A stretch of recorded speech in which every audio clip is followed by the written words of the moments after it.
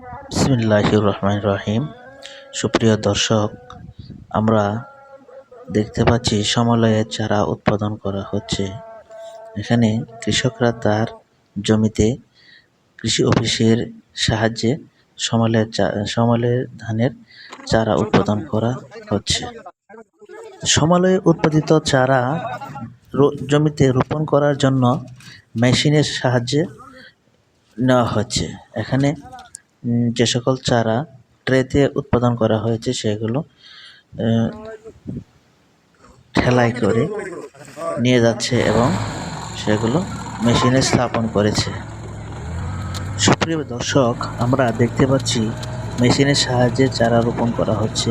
ইহাতে চারা থেকে চারার দূরত্ব 15 সেন্টিমিটার এবং লাইন থেকে লাইনের দূরত্ব হচ্ছে 28 সেন্টিমিটার।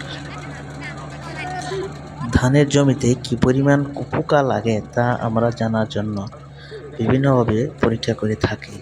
উপসহকারী কৃষি কর্মকর্তাগণ কৃষকের সাথে থেকে ধানের জমিতে পোকামাকড় নির্ণয় করে তাতে সঠিকভাবে পোকা দমনের জন্য ওষুধ প্রয়োগ তথা বিভিন্ন পদ্ধতি দিয়ে থাকে কৃষকদেরকে।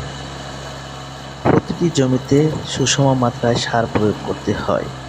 জমিতে যদি সুষম মাত্রায় সার প্রয়োগ করা না হয় তাহলে জমির উর্বর ক্ষমতা হারিয়ে যায় এবং অসম সার প্রয়োগের ফলে জমিতে কোনো প্রকারের বর্ধনের সমস্যা হয়ে যায়।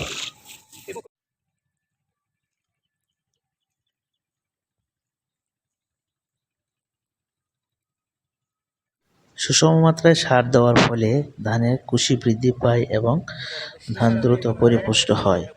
আর জমিতে যখন পিআই স্টেজ আছে তখন দেখা যাবে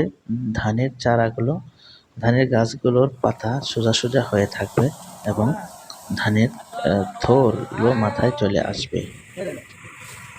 সুপ্রিয় দর্শক, সর্বশেষ হলো ক্রপ কাটিং। ধান উৎপাদনের পর জমিতে কি পরিমাণ ফসল উৎপাদন হয়েছে তা জানার জন্য আমরা ক্রপ কাটিং করে থাকি। ক্রপ কাটিং 20 বর্গ মিটার জমি পরিবর্তন করে আমরা ক্রপ কাটিং করে থাকি এবং ময়েশ্চার মিটারের সাহায্যে ধানের আর্দ্রতা পরীক্ষা করা হয়। আর্দ্রতা পরীক্ষার পর আমরা তা 26.5 সর্বশেষে আমরা তা ফলাফল জানতে পারি এবং কি পরিমাণ ফসল উৎপাদন হয়েছে তা আমরা জানতে পারি। ধন্যবাদ সবাইকে।